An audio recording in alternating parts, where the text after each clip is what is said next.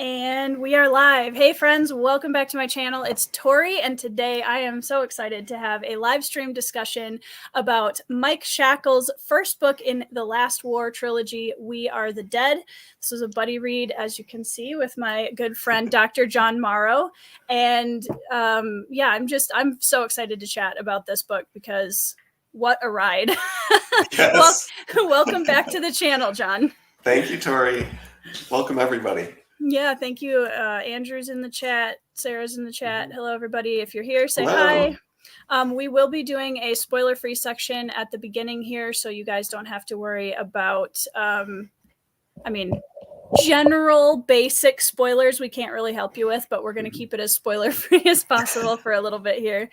Hey, Esme. Hey, Esme. So we're going to kind of start with overview of our general thoughts on the book, and then we'll move into spoilers after that. And I think, John, if you wanted to share the poem right away, because I think that really sets a great tone for the overall conversation. Yeah, so I was wondering about the title of the book, We Are the Dead, because for me as a David Bowie fan, that just goes directly to the David Bowie song.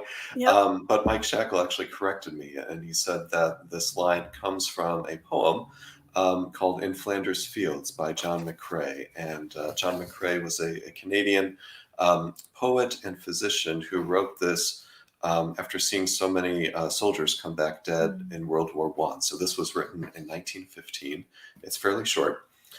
It goes, in Flanders fields the poppies blow, between the crosses row on row, that mark our place, and in the sky the larks still bravely singing fly, scarce heard amid the guns below.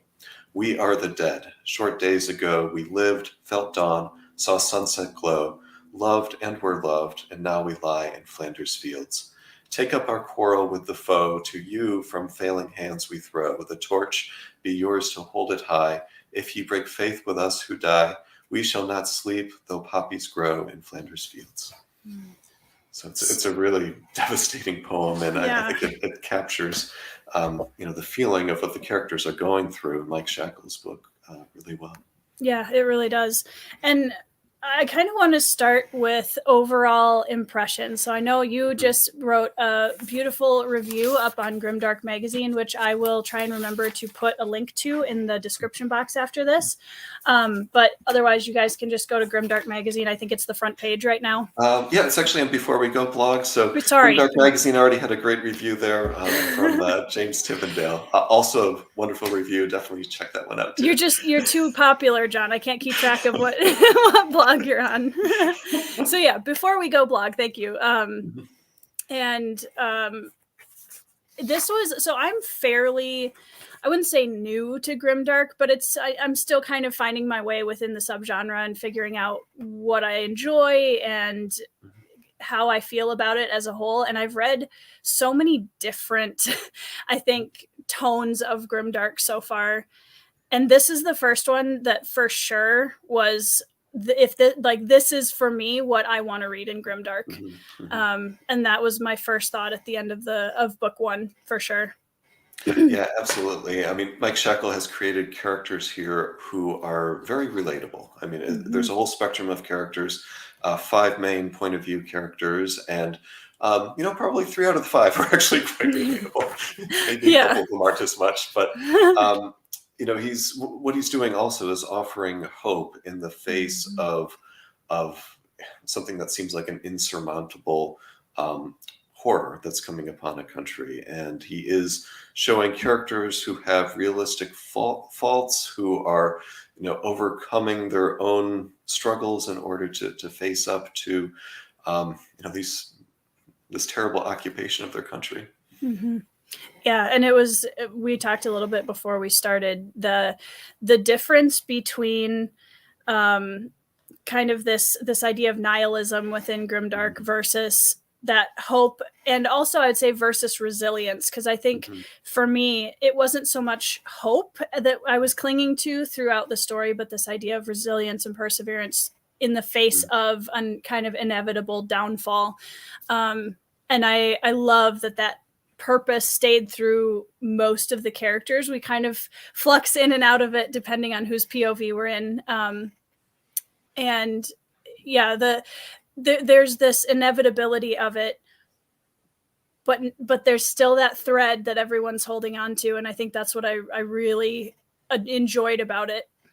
Yeah, there's still this glimmer of hope, and I think that there's some misunderstanding about what grimdark fantasy is, and that many people would consider it to be something that is purely nihilistic or defined by ultra-violence or gratuitous violence, but that misses the point. It's actually much more nuanced and deeper, and actually offering that hope. And in fact, I think one of the best definitions of grimdark that I've seen was published by Mark Lawrence, of course, the author of Broken Empire trilogy and so many others. And he offered this definition in an essay that he wrote for Grimdark Magazine. He said, "Grimdark is often called hopeless, but in doing so, people miss that it isn't apathetic. It is characterized by defiance in the absence of hope. Grimdark is often called nihilistic, but this misses the idea that you can accept a nihilistic truth and still choose to die for a principle you know is an emotional construct. A grimdark hero has a tendency to go all in, to burn their bridges even when they don't need the warmth. They are, in their own way, an allegory for hope, insomuch as having been shown there's no meaning in the world, they still cling to some elements of it, and in those choices they are revealed. The way it's painted by the disapproving, you would think that grimdark fiction was the literature of surrender to the inevitable, when in truth it is the story of the battle against it, sharpened by the knowledge that there's no ultimate victory to be had." Mm-hmm. Yeah, and as we go through the characters in a little bit, I think it's interesting to look at how each of them interacts with that concept, because I think we have a pretty good range of how each of those characters define the future for themselves and what they're fighting for. It's very different amongst the four of them. We'll leave Darris out of that. But, he's kind of fighting for the spectrum. Darris is also fighting for a future. That's a whole different topic. Yes, yeah. Well, one of the things that characterizes grimdark fantasy is gray morality. It's not this simple good versus evil. Because let's face it, in the real world, a large fraction of the population doesn't easily fit into either one of those categories.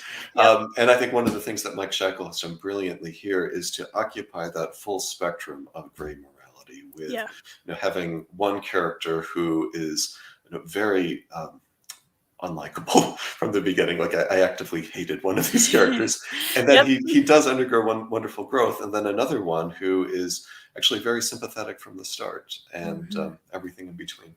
Yeah, and I think I really enjoyed. There's so many great themes in this book, and that's, I think, what I enjoyed so much about it. That each of those characters represented something that I wanted to believe in terms of not Darris. We're just going to exclude him from everything. And even the character that we both wanted to kind of smack upside the head during reading. It's funny because I think in so many coming of age stories, this character fits very well within that kind of just this hot-headed, doesn't understand the effect of the actions that they're taking. And so even though I wanted him to be better, like that was the goal whenever I was reading his chapters. Yeah, he's got a little bit of that Holden Caulfield to him.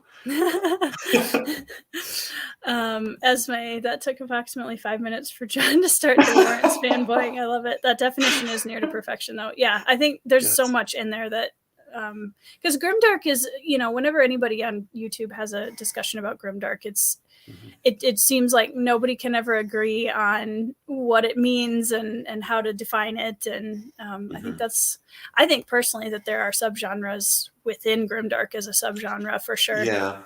Another way to think about it is that it's more of a state of mind of the world and the characters that are occupying that world. because I mean, you can have grimdark fantasy, but you can also have grimdark science fiction.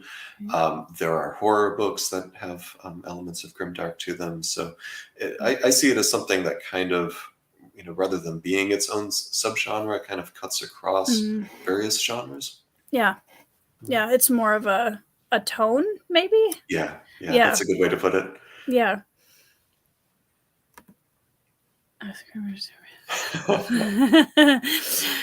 Well, I mean, this book did a fair number pushing me back toward grimdark, because this is probably my favorite representation of the genre I've read. Just in terms of and I've always loved military fantasy. That's been a big thing, right. For me. So this kind of marries that military fantasy with grimdark in a way that just everything checked all the boxes throughout the read for me. Oh, exactly. And the setup was perfect for doing that, because you know what Mike Shackle is considering here is, you know, what if the bad guys won, right? Yep. So what if there were a war, and you know, the bad guys won, and then now what? The heroes are gone. You just have these ordinary people left, and how can they put up that resistance? So yeah. You know, I saw a couple of interviews with Mike Shackle, and he said that, you know, part of his inspiration was thinking about, say, the Lord of the Rings, and what if Sauron had won?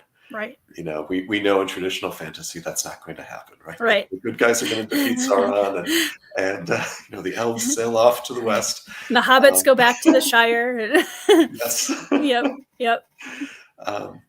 So yeah, and he took a very I think honest look at what that type of world would be like, and a lot of the inspiration also, I believe, was coming from real world events, because you know, in this real world, the good guys don't always win, right? And you know, a lot of kind of the situations that the characters are in reminded me quite a bit of, say, like World War II and the occupation of various countries there, like France and the Netherlands, and you know, all of the resistance that individual people had to put up, even if it's beneath the surface, so as not to draw attention. And I think he captured a lot of that, and it comes out in different ways. So in one of the characters, it comes out as anger, and another character, it comes off as wanting to go hide someplace, and another character, it was like,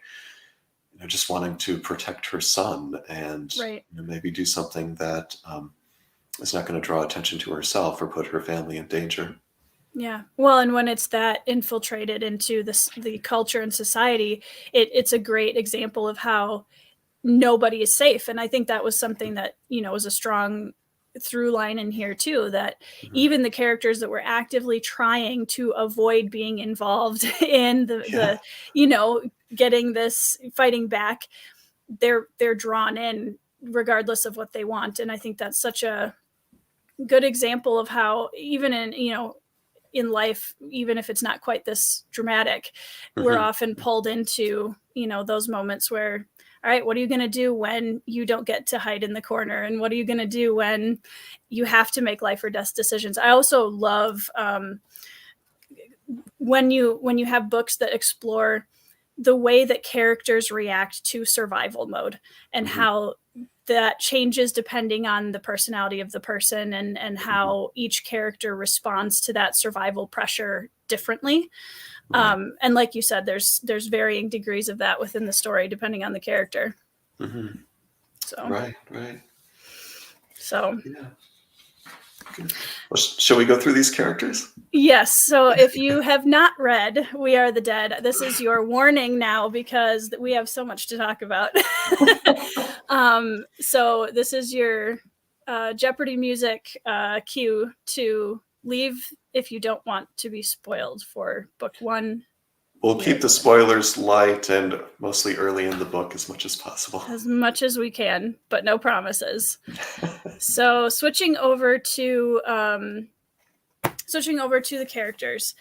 One of the things that you kind of mentioned before we go into characters, you mentioned before the presence of violence and grotesque violence within, fantasy, period. I felt one of the things I appreciated about this was violence never felt like a part of the main cast, if that makes sense. It was a supporting character that never took away from, like, there's a lot of really horrific things that happen in this book, but it never felt gratuitous to me. It felt very real and very just, it never felt like it was too much. Yeah, I mean, it does reflect what happens in the real world. If you consider all the terrible things that happened, in World War II, whether it was, the violence committed by the Nazis or by the Japanese or also by the Soviets. I mean, it was absolutely terrible. And Mike Shackle captured that realistically in the book. And of course, it was enhanced by some elements of magic as well. Yep. But yeah, I mean, he's taking an honest look at war and the aftermath of war and the impact on people. And you use the term military fantasy, and that's something that I never really considered that as like a subgenre or something that I think about. I see it as like an Amazon category where there's always, the top selling books in military fantasy. And I'm like, really? Military fantasy? Yeah. But I think that is actually a good description of this one. That it is military fantasy that looks at both sides and looks at the impact on everyday people. Yeah. Well, and even I kind of grew up, my grandfather is expert on the Minnesota First in the Civil War, and he was always talking about World War II because he was born right during the middle of that. And so I just kind of grew up around military stories. And so I'm, from a very early age, I was drawn to stories that explore war and the effects of it on people. And I appreciate when it's done in a way that doesn't feel like the violence is the point. It's the characters' reaction to it and how they are changed and morphed by this very aggressive, hostile world. How does that change them? How does it affect them over a long period of their lives? Because I'm sure as we go through the trilogy, we're going to see some very big character arcs here. Yeah, absolutely. Yeah. Both of my grandfathers were in the Navy. They were on the Pacific Front, and one of my grandfathers was actually stationed in Shanghai for a while. And so I heard his stories about what life was like there. And one of my great uncles was on the European side and actually fought under General Patton and was he was one of the soldiers who helped to free the first concentration camp there. And very cool. Anyway, when I was old enough, he actually showed me some of the photos from there and told me about it. And it has left a permanent mark on me when, as it should on anyone, when you consider the utter cruelty that some people are capable of. And, it's a lesson that, we must never forget. Right. Yeah. And I think too, there's for each of these characters, there's such a, what are they capable of when they are locked onto a purpose, whether on the side of the good guys or the like Darris, because he's got this singular purpose that he is so committed to. And then he also kind of has his own personal purposes that he's something else. We'll have a lot to talk about there, but but whether for good or evil, good or evil, depending on how it's still within that gray morality spectrum. But what are these characters capable of when pushed to the brink and they lock on to that whatever purpose that they're finding to pull themselves through? Yeah, exactly. So to give everyone a sense of kind of the background for the war here, there's two main countries here. There's the country Jia in the south, and then the country Igril in the north. And historically, so the Jia have this large band of elite soldiers known as the Shulka, and they are the country's most outstanding soldiers. They're considered to be almost invincible because they've never lost, and that kind of aura of invincibility has grown into complacency over the years, and they held rather racist attitudes toward their neighbors to the north.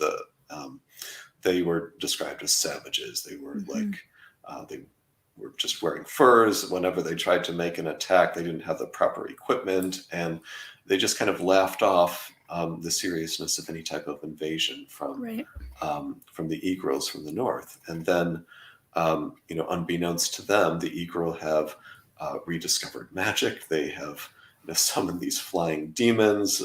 They've got a more advanced military technology. And so when they launch an attack, the Shulka are just so overconfident that they don't take it seriously enough. And the southern country of Jia just gets completely overrun. And everyone's in shock. And all these heroes are gone. That's the tagline at the top of this book: "No more heroes." That's what it's referring to. That all these heroes that the country had depended on, that they had their faith in, they're just gone. And then, so this all happens at the beginning of the book. So we're just like, it's chapter 4 or something when the war happens. And then the book jumps ahead by 6 months. And most of the book is actually spent in, 8 days after 6 months, just going through those events of 8 days under this occupation. So, that's why a lot of it reminds me of, France or the Netherlands or, countries in Western Europe that were, conquered by the Nazis in World War II, and of course, Eastern Europe as well.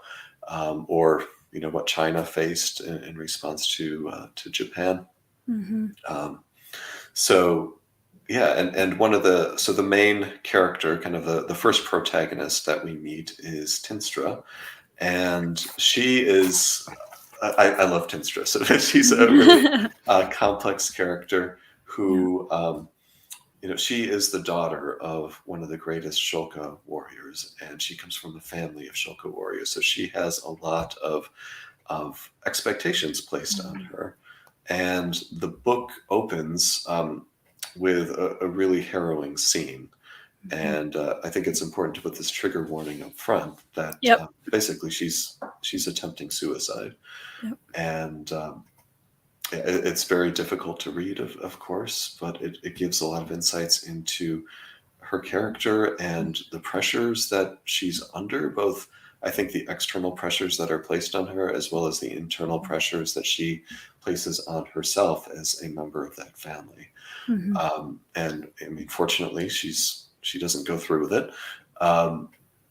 She does, of course, want to leave this training that she's in to become a Shulka. She feels like she's a coward, and she's described, I think, in the back of the book as a coward too. But I think it's an overly simplistic description of her character, because I would argue that she's really facing a very severe case of imposter syndrome. That I think the story will show that she does have this courage in her. Eventually, she does have these capabilities. It's just a matter of her recognizing that in herself and allowing herself to, to give herself the credit that she deserves. Right. Well, and I think, like we were talking about earlier too, what I liked about Tinstra was that she's not necessarily an everyman character, but a little bit, because I think, our gut instinct as people so often is to run away from danger, right? So Tinstra kind of represents, if we were really faced with the things that Tinstra was facing, how many of us would turn and run, and that fear would just overtake every other sense. So it never was and I think actually the way that Mike Shackle starts her character with that scene, with the attempted suicide, which, again, trigger warning for everybody, just that's how the book opens, is it immediately sets a tone of, you understand the weight that she's carrying. And I think that was the right way to introduce us to, because it immediately sets the tone for her character, because you never believe going forward, you know her stakes immediately. And I think that makes her much more empathetic as a character. Yes. Because she's she's fighting those demons through the whole, literally and figuratively through the book. Yeah, I immediately identified with her, and she immediately became a very sympathetic character. I think that Mike Shackle's characterization of her as a character was brilliant, and he gave her a lot of complexity that I think was identifiable, even if her situation is more extreme than what most of us experience. Still, those feelings that she's going through are very common. Yeah, for sure. Sophia is in the chat and wants to comment on the Grimdark lighting. I know. Sorry, everyone. The sunshine is coming through my office. There's no blind there. Oh, thank you, Andrew. Yeah, Tinstra, I love too, as her. There's a bit kind of toward the middle, I think, of the book where one of her brothers reappears for a short span of time. Yeah. And I feel like that was kind of I appreciated that while her family was also the reason for so much of this imposter syndrome and this fear of and pressure that she was under, that he also kind of kickstarted her down a different path as well. And I think she really started considering things and herself in maybe a slightly different light around that part of the book. But yeah, I mean, Tinstra is constantly surrounded by people who are sacrificing themselves for the good of whatever purpose they're attached to. And she takes some time to, it's a very slow character arc. And there were so many moments where you know that she has the capability because you've seen it, and she's still doubting, and she's still, which to me is just so realistic. And one of the things that I want to talk about on my channel a little bit is the strong female characters trademark that is going on right now. And Yaz and Tinstra were so refreshing to me, because I think in an effort to make strong female characters trademark, that people often, they become 2D. They become very shallow because that's the only part of the character that people are focusing on. And looking at Tinstra's character arc, and when she has these incredibly strong moments, when she does put herself aside for somebody else and she does make a different decision. And in a way, her cowardice, quote unquote, kept her alive for the moment she needed to be there. So I'm a big nothing ever happens without a reason. So for me, it was just, she needed to be at a certain point, and she stayed alive for that. Yeah. And that's a really good point about her brother too, because I think, she's feeling a lot more pressure on herself than necessarily her family's actually putting on her. And, it is her brother, when he goes to her and asks her to do something, right? And she's like, no, I can't do this. No, I can't. And then eventually he convinces her, yes, you can. And, it's such a touching moment, because it gives her that one step in the right direction, right? And she succeeds with that, and it builds up to the next and to the next. And by the end of the book, she has grown so much, and she's, she's earned her way there in a very realistic fashion. Yeah, I totally agree. Usually characters like that, it's very easy to make them one note. And I appreciated, like you said, the complexity of Tinstra, and how not that she was the main protagonist, but she did kind of feel like that. I think part of that's because we start with her character. So it's a natural feeling that she's kind of the anchor POV in a way. And kind of moving over to, I think, both of our favorite character, Yaz. Oh yeah, she was I love Yaz.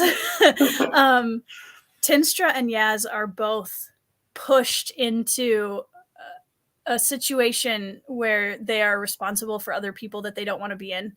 And I would say actually Dren is as well. I think all three of them are kind of shoved off of a metaphorical ledge throughout the book. But let's talk about Yaz, because I adore her. Yes. What do you adore about Yaz? As a mother, I think it was very easy. And I think, parenthood is such a big theme in this book. And I loved that, because the idea of, when push comes to shove, there was so much, what do we want for our children? And I think that's such a natural thing for a parent to think about as you look toward the future and you worry about the world and you see the things that you wish would change because of, like, when I became a parent, my view on the world changed drastically. And that was something about Yaz that I loved so much, is that she found her strength in herself for her son. And she was like, no matter what, he was always the anchor. And it was hard, because it also goes to show the length that a parent will go to protect their child, because as the book goes on, Yaz is required to put her son's life above the lives of other people that she cares about. Yeah. And that's an impossible position. Yes. And she's on her own too. I mean, she's a single mother at that point, a widow. And so, she's literally the only person that, that her son, who's 18 months old, right, little Ro, can depend on. Well, and that she's such a great, to me, war widows are such a underappreciated and under-focused group of characters in stories like this. And I love that Mike Shackle really delved into the struggles of, okay, I lost the love of my life in this war, which makes sense. A lot of people. So she kind of represents a lot of different people in this story, and people who are left behind. And what does that look like when, like you said, the heroes are gone, and now it's up to her to provide for and support and protect her family. Right. I'm going to rotate. Better? Maybe slightly.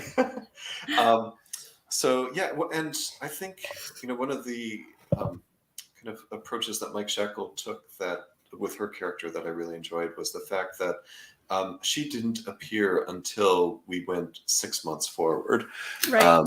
So she is, I'd say, the first primary character that we meet after the defeat of Jah, and she is working as a maid for the soldiers, for the Egro soldiers that are also known as the Skulls, and the Skulls are terrifying. So if you look at the cover of the books here, so these masks that grace the covers of this trilogy, these are kind of the hideous masks that the Egro wear as part of their religion and their warrior culture. They are worshiping this god called Kage, which is the great lord of shadow. And actually, I looked it up. The word Kage is actually Japanese for shadow.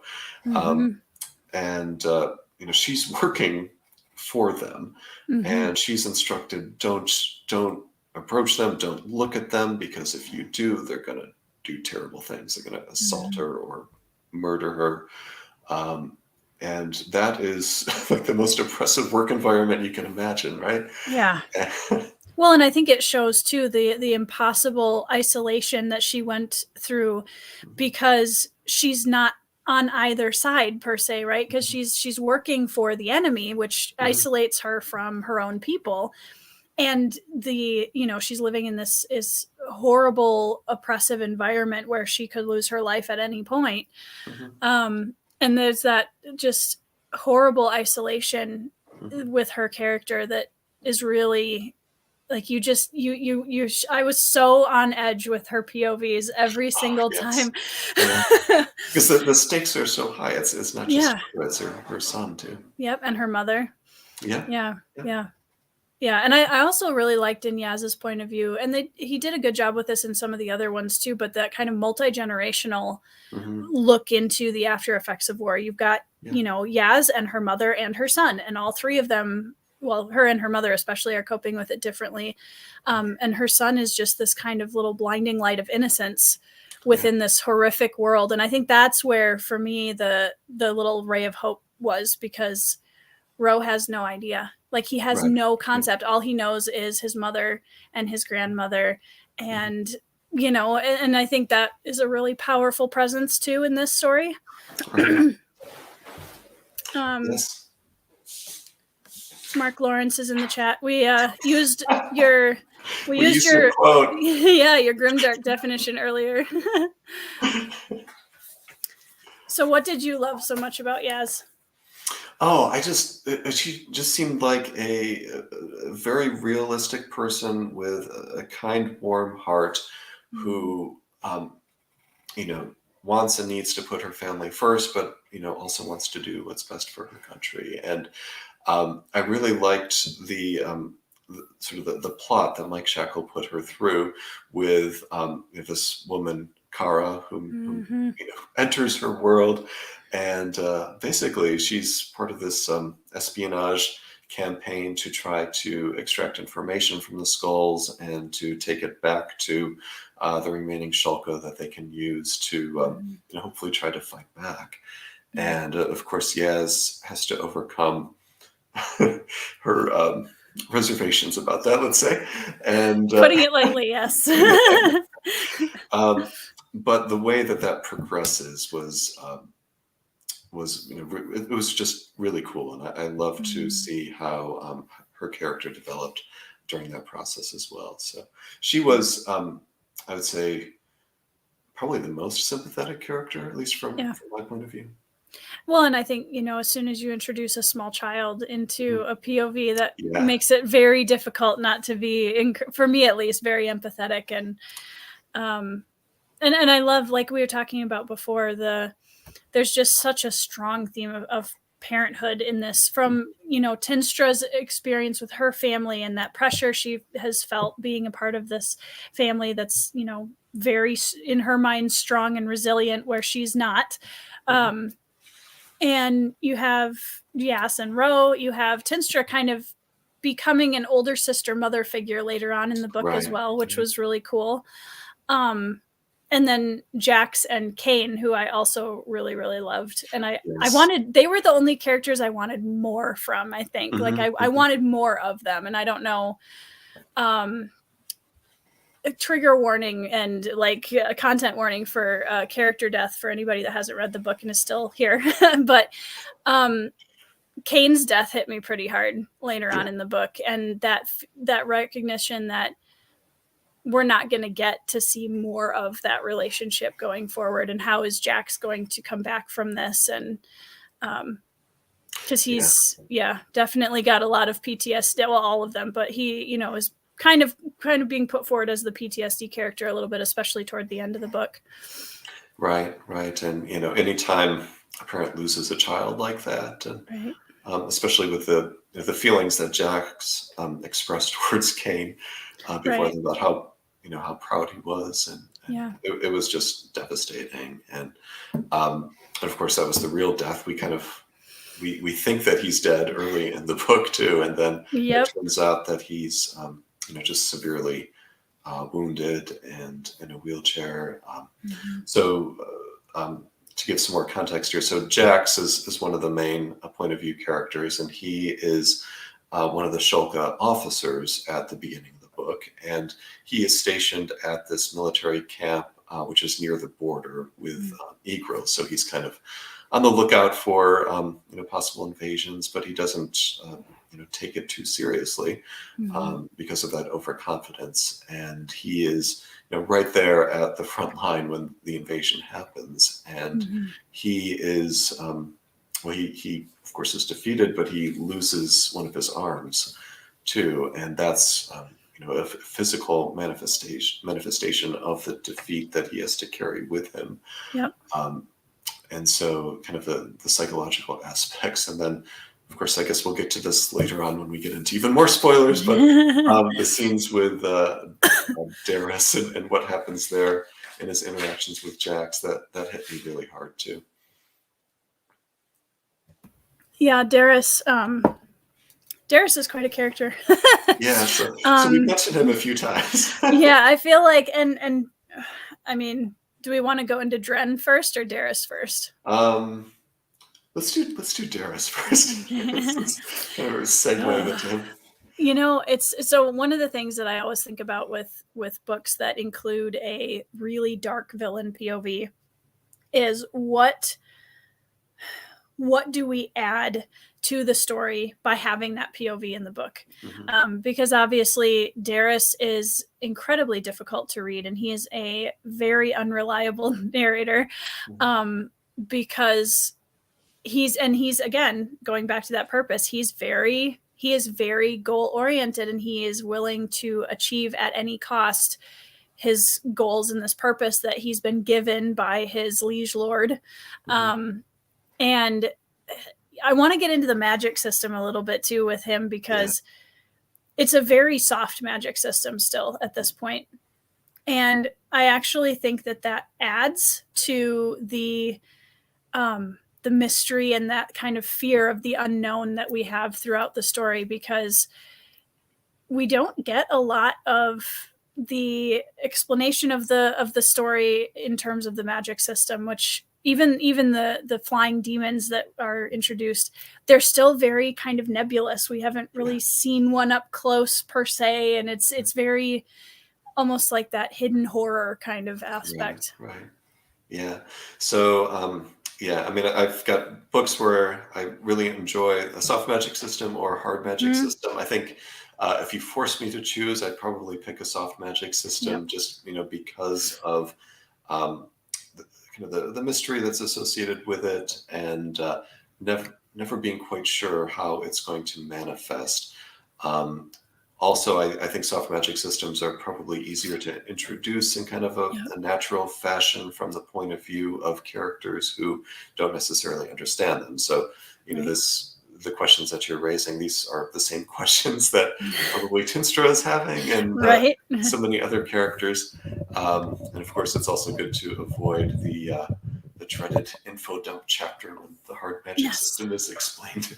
Yes. And I think for me too, I tend to gravitate, I've loved books with both, but I also tend to gravitate toward a soft magic system, simply because I think too often the hard magic system when that's the point, it takes away from the characters. And since I'm such a character driven reader, I prefer that to take a backseat to the characters. And to me, magic should be mysterious to some degree, that there should be that it's bigger than us and we don't really fully understand it aspect to a magic system. Because otherwise it becomes less magic and more science, I feel like. Right. Yeah. Not looking at Brandon Sanderson at all, but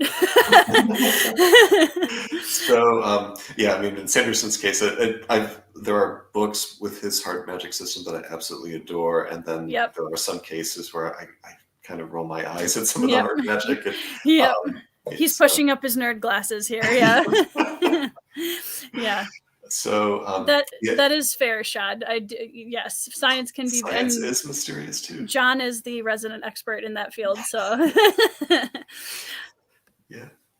So right. So in Darris's case, so his magical ability is the power to heal, and that healing includes even regeneration of limbs. So what I was alluding to earlier was basically he's a terrible sadistic torturer, and I don't know if Mike Shackle is watching this or not, but I kind of sensed that the inspiration for his character was kind of the heads of the Gestapo during World War II, and the the Nazi secret police, where they were the enforcers. They kept all of these other communities that were under occupation under total control, and they were on the lookout for any type of rebellion and would suppress it with whatever violence was necessary. And a lot of these were especially sadistic.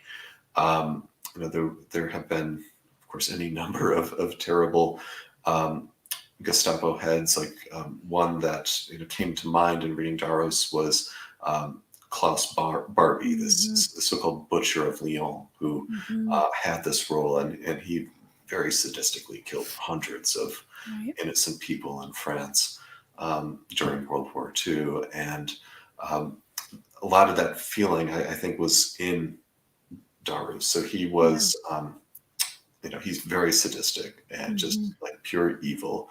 And he loves doing these, torturing people and just trying to draw out the maximum pain from them. And you'd think with a magical ability like healing and regeneration, at least my natural thought would be, oh, you could do so much good with this, right? Right. Go around and helping Yep. to heal soldiers, and if a soldier has lost a limb, help to regrow it. But he was using it all as part of his evil schemes. And like with Jax, for example, Jax had lost his arm. And one of the scenes that's going to stay with me the longest from this book is when Darris is torturing Jax and basically regrows his arm only to cut it off again. and that's described in gory detail, and then regrow it again and just keep repeating the process. And I was mentioning this to my daughter. She said it reminded her of Greek mythology with like Sisyphus, for example. You keep putting them on a task and knocking them down before they can complete it. Of course, there's the story of the Hydra too, with that regeneration. But he's taking this power that could be used to do so much good and just making it to commit an evil that is beyond any evil that we can do without it. Well, and I think it goes to show too, like, the slogan of the book, "No More Heroes." Right.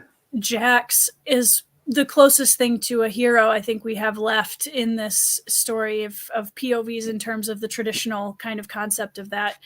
And watching him being broken down through the story just kind of goes to reaffirm that theme throughout the book, that even the strongest, per se, like Jax, who's this officer, he's a shulka, he's spent his whole life defending, protecting, and even he gets broken down through the story.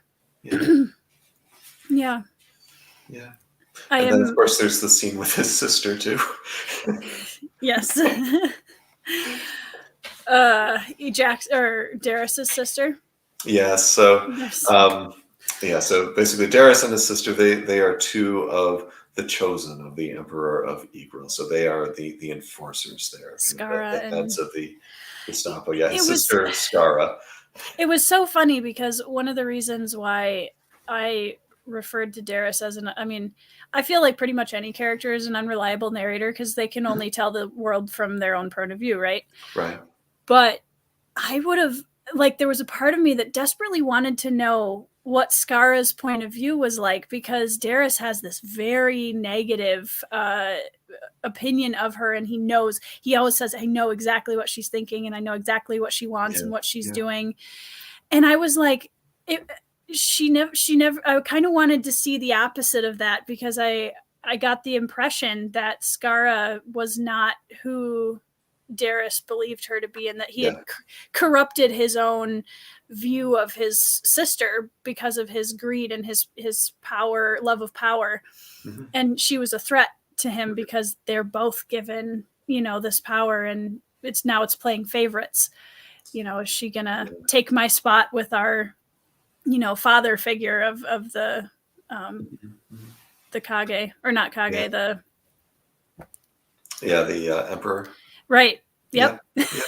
So I had the same sense as you. I felt like it was that Darris was experiencing some paranoia that comes with having that level of power. That once you have that power, you don't want to give it up. And his job as the enforcer is to look for any signs of somebody going against him, any signs of someone going against the Ygrel religion or their grip on political power. And he's actively looking for it everywhere. And that crosses over into his sister too. And well, and it exposes his own insecurities because she's this, kind of god of war kind of character. And, it's very obvious that Darris finds her incredibly threatening because she looks the part, she's she's the more, and it kind of goes back to, he's constantly fearing, that she's going to supersede his authority with the soldiers. And there's just this, he's such a paranoid character. And I knew the ending of that was coming, and I was just, Yeah, and Darris finds himself with his knife in his hand, and yeah, the slightest provocation could set him off. Right. Yep. Well, and I think too, like you mentioned, he's just pure evil, and I think we have the spectrum of gray morality in this book very clearly between the different characters, but there's not a whole lot of gray in Darris. There's really So what are your thoughts about having a character who is kind of pure evil in a grimdark book that also has all this representation of gray morality at different levels? Do you think that helped to enhance it and or help to kind of appreciate some of the gray morality more when you've got someone? At least they're doing something right, or good per se. I think it serves as a really good contrast for the other characters, but at the same time, there are other POVs who make horrible decisions in order to further their cause or to save someone else. Darris isn't alone in his ability to justify the means to the end. And as much as we love Yaz, Yaz kills a lot of people. Not exactly in the same manner, but it's still pretty horrific and grotesque. And she had to make that decision to say, I value this above the lives of these other people. Which I think, begs a lot of really interesting questions. Why is it that we love Yaz and we hate Darris? Because, and obviously there's some obvious answers to that, I think, but they both have similar actions in the book, which I find very interesting. Right. So, and I think it also helps us to appreciate Dren a bit more because, he's not the worst. Right. He's not the worst. So this is our last point of view character that we haven't covered yet. So when we first meet Dren, he's like 16 years old. He's kind of an obnoxious, brat or something. Let's call it what it is. Right. Is he and his cousin, they basically they don't like the Shulka, even though they're in Jia, they don't like the Shulka. They're, maybe they're jealous of them, or the attention that they get. And basically they want to go over to some Shulka camp and put some graffiti. Offensive graffiti. Highly offensive graffiti. And of course, they get caught. But, this is just kind of the start of a very dangerous path that Dren takes. And when we fast forward and jump ahead 6 months and they're under occupation, that the level of his, it goes from kind of shenanigans all the way up to terrorism, where, he is recruiting people to be suicide bombers and to basically cause mayhem. And he has such a kind of radicalized political philosophy that causes him to be angry at basically everyone. And so he kind of kills in many cases indiscriminately.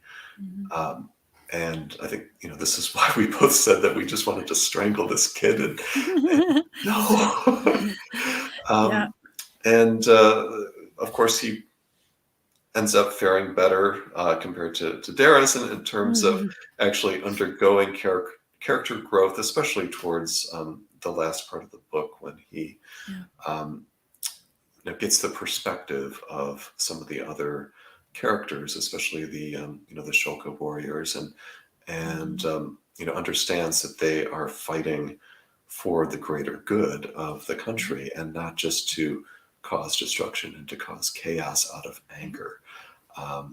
And in that way, he's got a wonderful character arc, and I'm actually really eager to see what Mike Shackle does with him going into the next 2 books of the trilogy.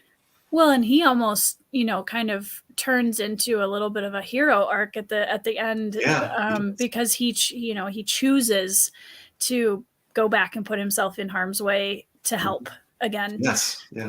Which is a pretty massive character arc if you think about it, from where we start with him. And how did you feel, and this is, spoilers for kind of towards the end of the book, but how did you feel about Quist's betrayal? Yeah, so I don't know. I guess it felt a little rushed to me. Mm-hmm. And the fact that Dren was that oblivious to it. Yeah. When you have a character who says, I'm gonna, the things are tense between these two characters, and one of them says, I'm gonna go out for a couple of hours, I'll be back. Never a good sign, right? Never a good sign. He's up to something, and Dren's just like, okay. Yeah, he was probably a bit too but he's 16, so I guess I guess we have to give him a little bit of naivete in terms of, and especially when you've grown up with somebody, you don't ever want to think the worst of them.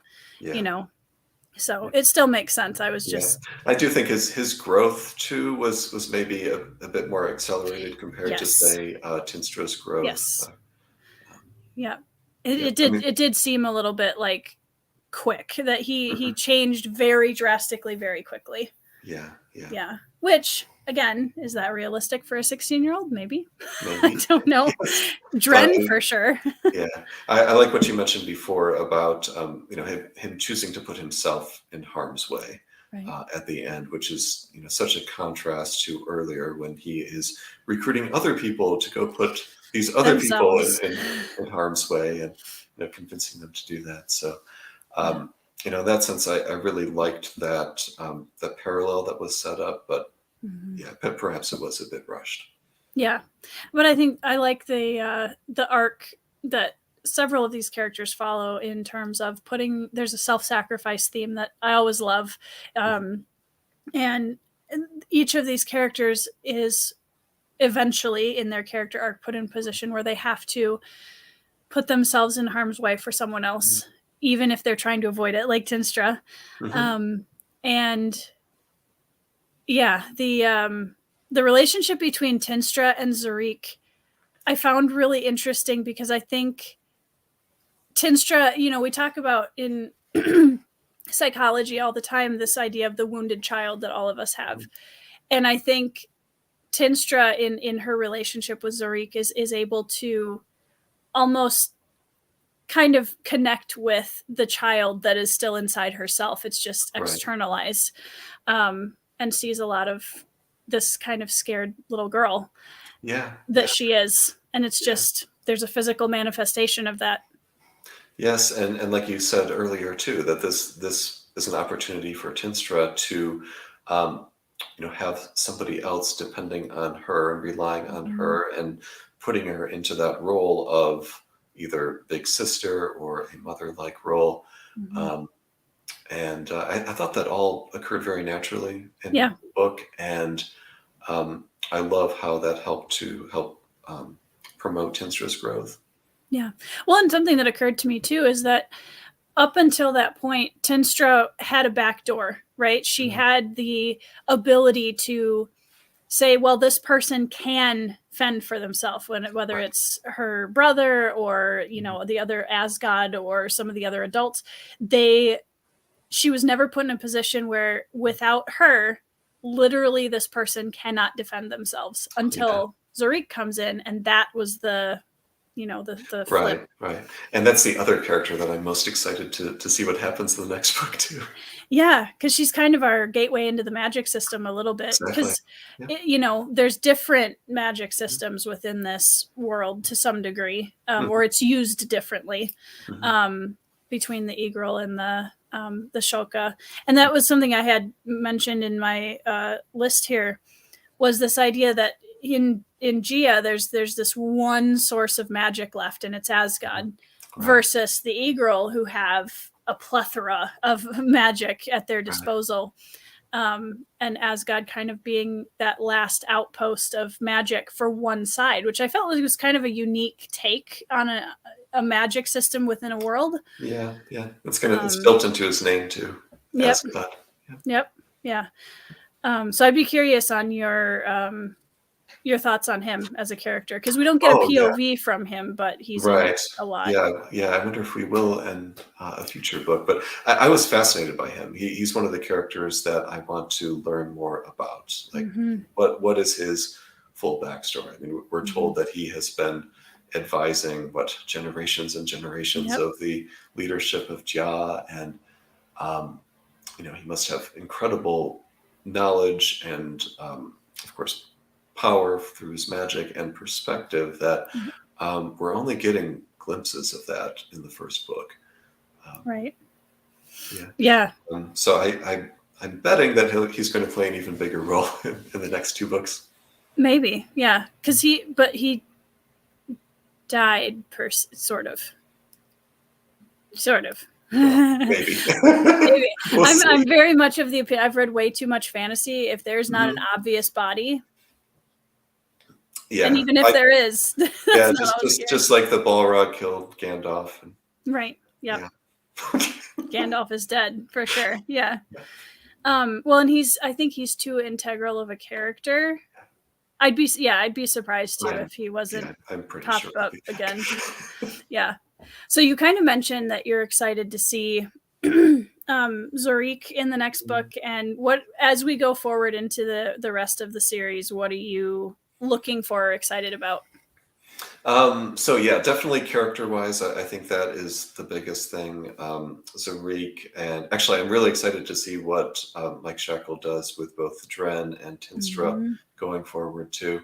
I think they're going to continue to have great character arcs, but also world building. So we've gotten, I think he's done just the right amount of world building in this first book, right? He's set up the conflict.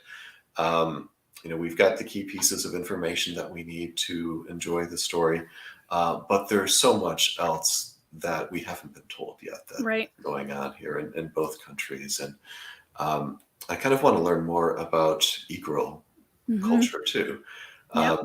There's definitely, I think Mike Shackle is drawing from Japanese culture with a lot of the Egril and the kind of the samurai type of influence, and also some of the names that are used, and also from Chinese culture for Jia, including the name itself, Jia.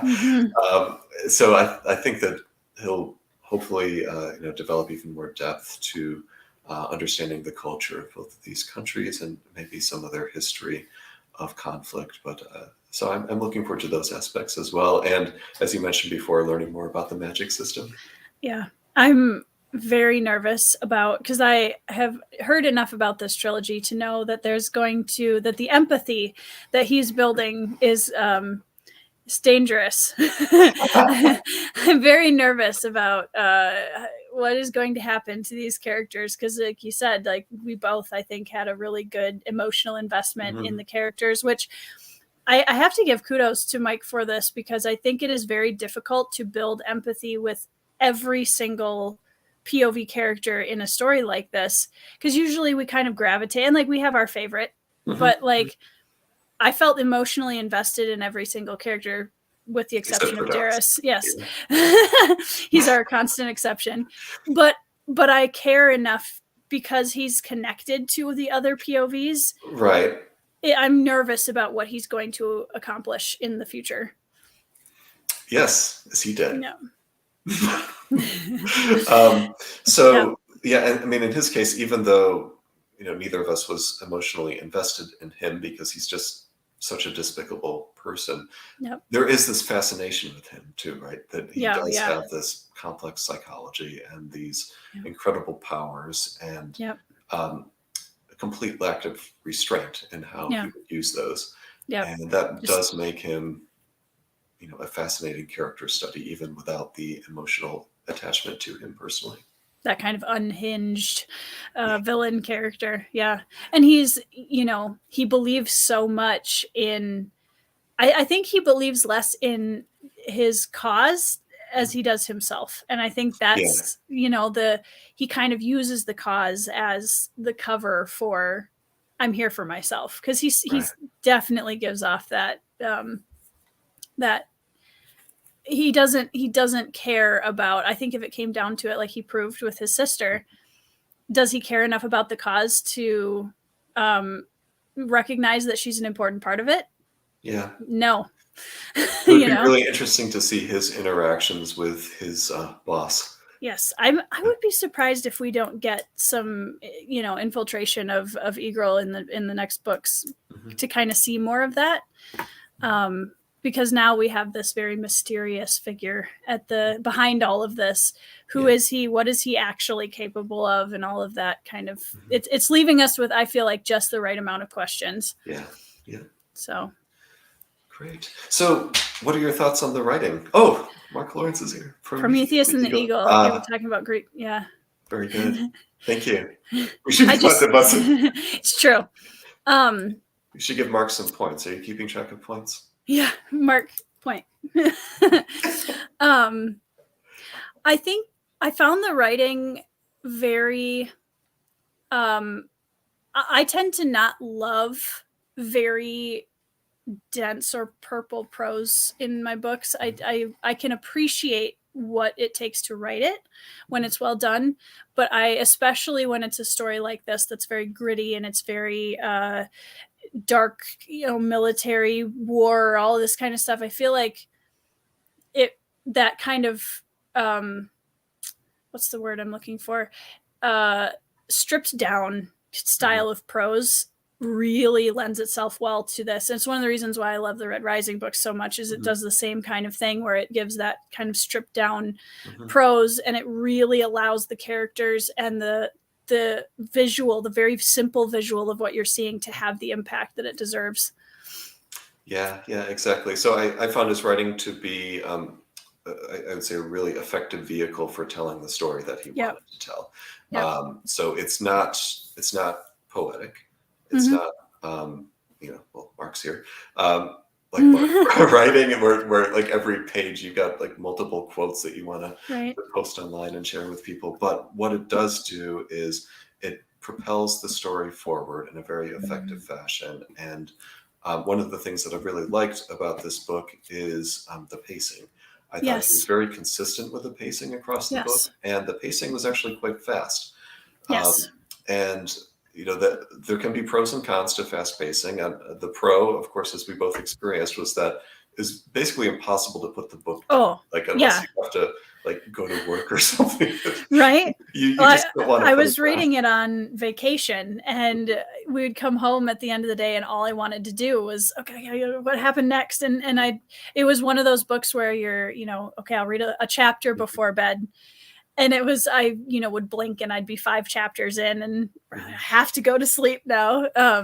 So it is an unputdownable page turner for sure. Yeah. So I thought his prose worked very effectively from that point of view. There is a danger with fast-paced books that it can go too fast, that you could jump over some key things. But I think he didn't do that.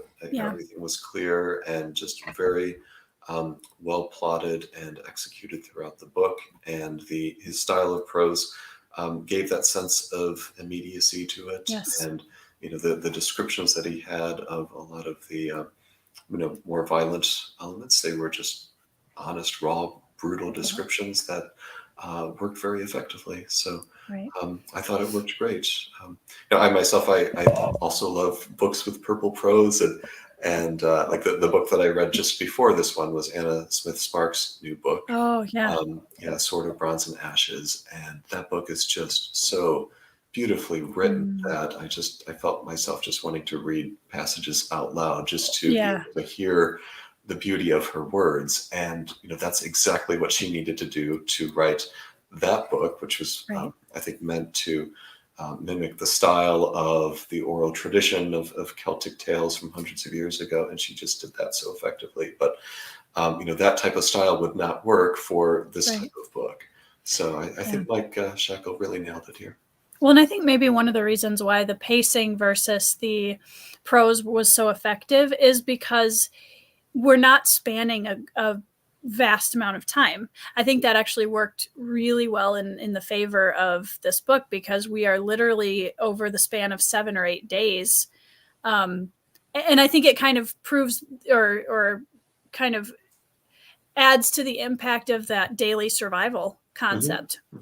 too, it felt like, all right, we made it through day 3. Now we got to get to day 4. And I think that's one of the reasons why the pacing worked really well, because it wasn't purple, it wasn't dense, but it was very, we're still working within a contained space of time. Yeah. And there was still so many emotional moments throughout the book too. Oh, yeah. All of these relationships that we have, already described. And there was a scene, I think it was the first chapter after going forward 6 months, the chapter where we pick up with Tinstra, and she's just like trying to get a loaf of bread. Yeah. And, yeah. And that, again, kind of flashes back kind of these images of occupied France and somebody just wanting to go out and buy a loaf of bread and all the horrors they have to go through. And she goes up to the store clerk, and the prices have gone up and she doesn't have enough money, and she pays everything she's got with the promise to come back with the remainder the next day, has a loaf of bread. And then of course there's all this chaos and violence with these demons coming in, and she's at that point just needs to focus on saving her own life. And when she gets back home, she realizes, I've lost the bread. Yeah. That she's put everything on. That was, I think the tension of this book is so well done, because in the first chapter, when we come back to Tinstra too, even her walking out of this temple where she's trying to, kind of show off this image of, look, I'm being this kind of, I'm doing what I'm supposed to do. I'm worshiping the Eagle god. I'm, doing all the things I'm supposed to do to stay alive. And even her walking out of the temple and that fear that someone was going to see inside her head and recognize that she wasn't actually saying it with enough conviction. Or, I mean, the tension, I could feel myself like tensing up as I was reading. Yeah. And he wields that really well, I think, throughout this book. Yeah, absolutely. Yeah. So what do you think about the representations of the two different religions here? Interesting, because I think one of the things that's a truth of history is that horrific things are done in the name of any religion, and I think when you have that kind of zealotry within these different religions, the door really opens for what is possible, because it gives you an excuse almost, like, well, it's not me, it's Kage, or it's, and that twisted interpretation of something is really limitless in terms of what people are capable of, because, from my perspective as a Christian, people are sinful human beings, so we're going to twist everything we possibly can, and that as soon as you get that sinful nature clued in with the that promise of power and all those vices that we struggle against, it can turn into a mess very quickly. Yes, yeah. I also really liked how Mike Shackle incorporated the title "We Are the Dead" into that prayer of the Shulka, which before you get to the first chapter of the book, the prayer of the Shulka is provided there, and I won't read the whole thing, but basically it's repeating "We are the dead" over and over again, with like, we are the dead who serve all who live, who fight, who guard tomorrow, who protect our land, our monarch, our clan, who stand in the light, who face the night, whom evil fears. We are the Shulkan, we are the dead. And at first I wasn't sure exactly what was meant there. And of course there's the connection to the poem that we read at the beginning. But then later on, in one of the chapters from Jax's perspective, maybe 2/3 of the way into the book or so, this "we are the dead" philosophy, this belief, I've got a quote here, "This core belief gave the Shulka their strength. A man who is already dead has no fear and can act without hesitation to vanquish even the most fearsome foe." And I think that he did a wonderful job in taking that iconic line from that poem from World War I and building that into this philosophy that's adopted by the Shulka, and presumably is integrated into their religion somehow. But the way and the meaning that develops, so the whole prayer is presenting presented to us at the beginning. But then Tinstra, as she goes from initially rejecting the idea that she could be a Shulka, which is in effect rejecting this notion of we are the dead and that prayer and everything it represents. And then, she uses it as kind of the secret passcode when she's, sent on the mission from her brother and meeting other, Shulka or Shulka sympathizers in hiding, and they're repeating lines from this prayer. And she gradually seems to understand what it means as she goes through her experiences and interacts with these people and, develops the relationship with Zarik and so on. And towards the end, I think, she really gets it. She understands it. Well, and it's that, when you've been raised with a certain belief system your entire life, I think Tinstra is a good example of, as she goes through the story, like you're saying, she has to figure out what that means for her, because she said the words or heard the words her whole life. She's experienced this culture of this belief system her whole life, but she doesn't personally, like she's struggling with, like, I don't know if I want that. I don't know how to be that. I don't know what that means for me personally. And as we go through the story, she starts to, as she's saying it over and over and over again. And then you can see it kind of start to take on meaning for her as an individual. Right. It's the difference between just reciting a prayer that you've learned, right, from a child, and versus, taking the time to actually go through it word by word and finding, the true meaning there and letting it really sink in. Yeah, for sure. I think too, I found it interesting that the We Are the Dead refers to the Shulka and their prayer and that idea from them. And yet we also have this kind of visual of that from the Egrill, because they are walking around with the skull masks, and they kind of also sort of embody that idea that we are death, incarnate of sort. So it's an interesting kind of juxtaposition between that same idea within both of these cultures that are at odds. Right. Which, of course, raises more questions about the Egrill's beliefs and 100% and death, because, we're not really getting that full perspective. We're just seeing it, from the point of view of one psychopath, and then, everyone else on the other side. Right. And it's interesting because when you look at the similarities between, we're the dead, like we're already dead, so that allows us to put ourselves into these positions to protect or what have you. And then, we're already dead too, because we came from the great darkness and we're just going back to it. There's kind of that, it's a kind of an interesting parallel between those two. Yeah. So, that was all of the topics I had written down. Was there anything else that you wanted to touch on? I think that covered everything I had too.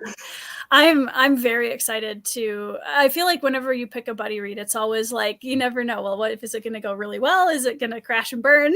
Yeah, fortunately, this was a great one. This was a good one. Book 2 coming up, A Fool's Hope. Yep. So we're going to tackle this sometime, mid to late September. And Yeah. Awesome. Well, thank you for jumping on and sharing your time to do the live stream, and also for doing the buddy read, because I find that it's books like this, especially, it's just so much more interesting when you can really delve into it. Sure. Thank you for the invitation. I personally find that I get a lot more out of it too when it's a buddy read and we have a chance to do discussions like this. Yeah. Sophia. Thanks, Sophia. Yes, she's my other buddy here.